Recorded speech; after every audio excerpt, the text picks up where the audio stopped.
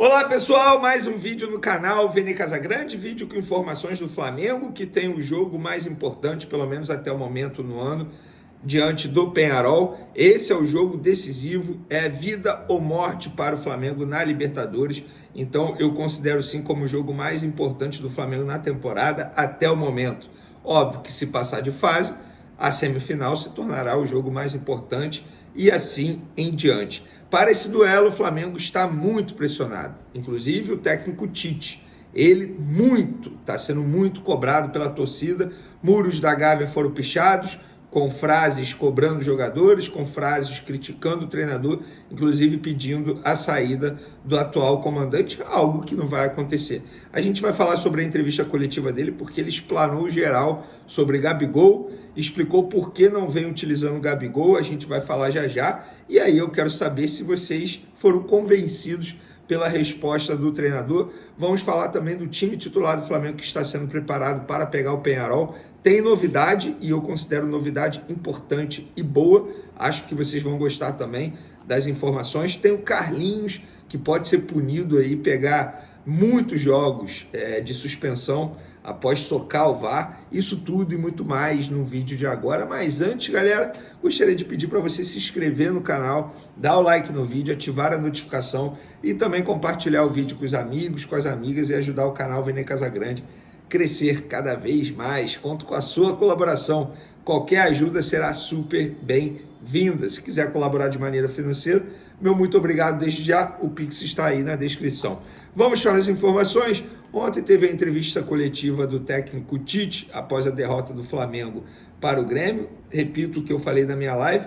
Eu acho que o Flamengo merecia a vitória. O Flamengo teve condições de vencer. Os garotos deram conta do recado, Matheus Gonçalves, Everton Araújo, o zagueiro Cleiton, mas os mais experientes não deram conta do recado, muito pelo contrário, atrapalharam.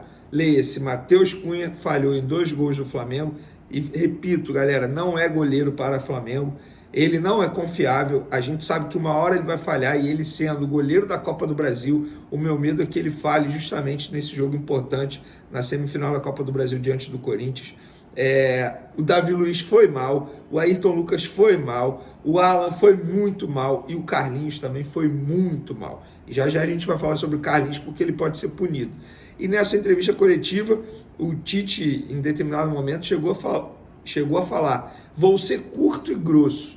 O Flamengo jogou e o Grêmio ganhou. Beleza, Tite. No fim das contas, quem levou os 3 pontos para casa foi o Grêmio.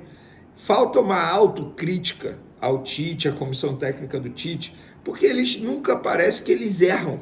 Nunca. Na entrevista coletiva eles nunca erram. É sempre justificando. Inclusive, eles precisam justificar o porquê o Flamengo tem sofrido tantos gols. É muito fácil fazer gol no Flamengo, gente.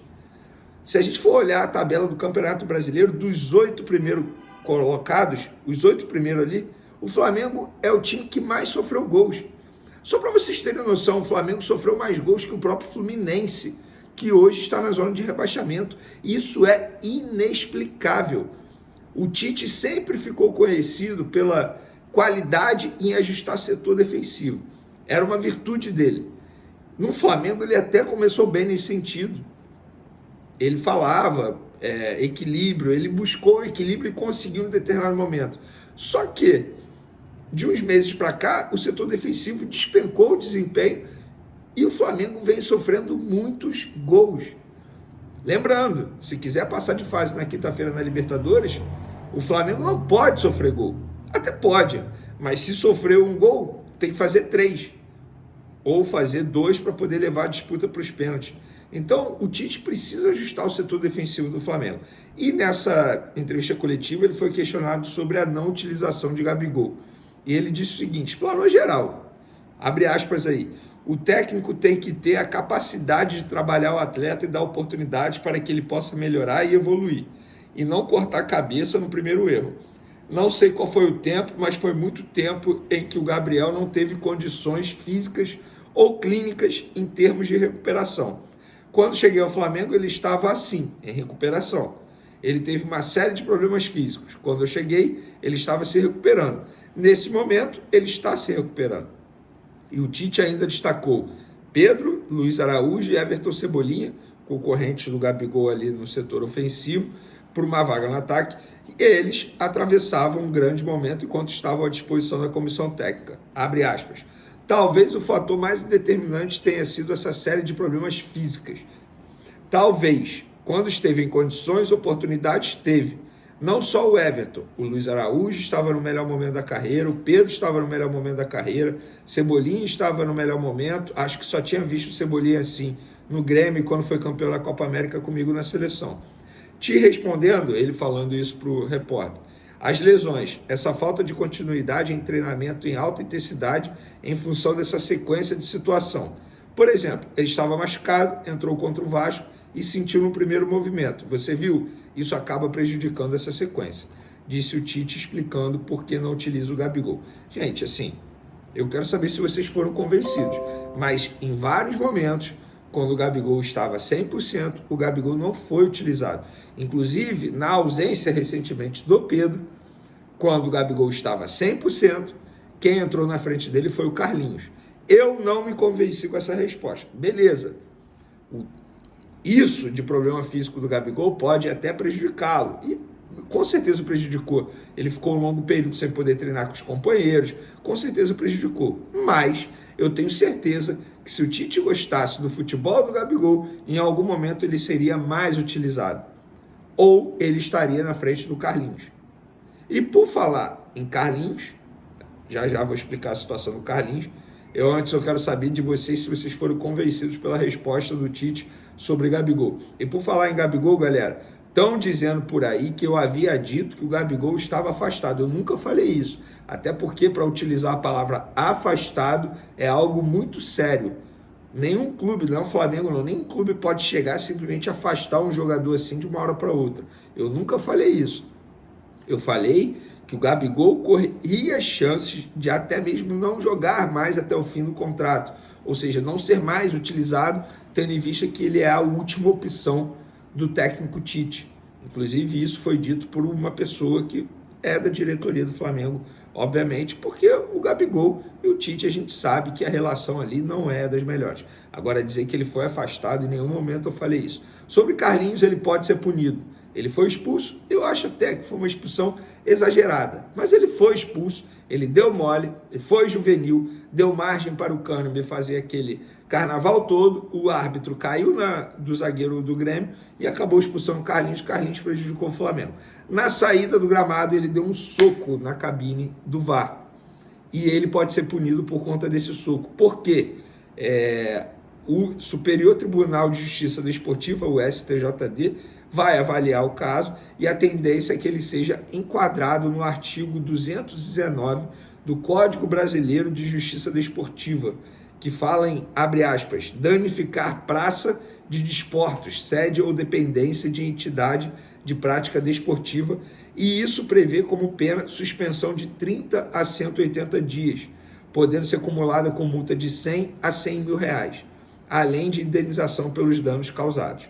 O Gatito, goleiro do Botafogo, ele fez a mesma coisa que o Carlinhos fez, deu um soco, enfim, danificou o VAR. E ele foi julgado e pegou uma suspensão de 3 jogos no Campeonato Brasileiro e foi multado em 26 mil reais. O goleiro também gravou um vídeo pedindo desculpas pela atitude e reconhecendo o papel do VAR. Então, o Carlinhos certamente será punido, resta saber por quantos jogos. E na boa, assim, sendo bem sincero, não vai fazer falta, né? Não vai fazer falta no Campeonato Brasileiro. No jogo de quinta-feira, o Peñarol goleou o Cerro Porteño no final de semana, 5-0, e o técnico Diego Aguirre, na entrevista coletiva depois do jogo, falou sobre o duelo com o Flamengo na quinta-feira.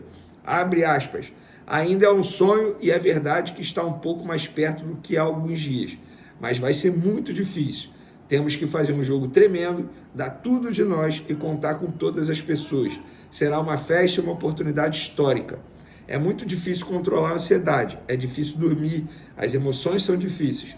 Temos que dar tudo para nos qualificarmos. É uma responsabilidade muito bonita, relatou Diego Aguirre, técnico do Peñarol. E para esse jogo, a torcida, vocês viram no último vídeo, abraçou a causa, inclusive nessa terça-feira, nas redes sociais, os torcedores estão se organizando, uma espécie de aeroflá para poder apoiar o elenco no embarque para o Uruguai. O embarque será à tarde, amanhã à tarde, terça-feira à tarde. O time treina, segunda pela manhã no Ninho do Urubu, almoça no Ninho e à tarde parte para o Uruguai. Quarta-feira finaliza a preparação e os torcedores estão se mobilizando para ir ao aeroporto apoiar a equipe nesse embarque. Eu acho bacana demais, acho que está certo. Quem puder ir, vá. Que eu não posso ir, enfim, faz parte. Mas você podendo ir, puder abraçar a causa, apoiar o elenco rubro-negro, eu acho que nesse momento todo torcedor do Flamengo deveria acreditar que o Flamengo vai reverter esse placar. Difícil, muito difícil. É uma missão muito difícil, mas não é uma missão impossível. O torcedor do Flamengo, o jogador do Flamengo, a diretoria do Flamengo tem a obrigação de acreditar. O Flamengo é enorme, o Flamengo é gigante, a camisa pesa. O adversário tem medo de jogar contra o Flamengo. E o Flamengo tem sim que pensar em reverter esse placar. Não pode jogar a toalha. E para esse jogo, o time praticamente definido: Rossi no gol, Varela na lateral direita, Fabrício Bruno, Léo Pereira, Alexandre na lateral esquerda, Léo Ortiz entrando na vaga do Pulgar, De La Cruz e Arrascaeta, Gerson, Bruno Henrique e Gonzalo Plata. Vene, o Gabigol tá treinando titular? Não, não tá treinando titular. Para quem me questiona isso aí, para quem me pergunta isso aí. Beleza, pessoal? Tamo junto. Um beijo para vocês, um forte abraço, uma ótima semana de Libertadores. Valeu!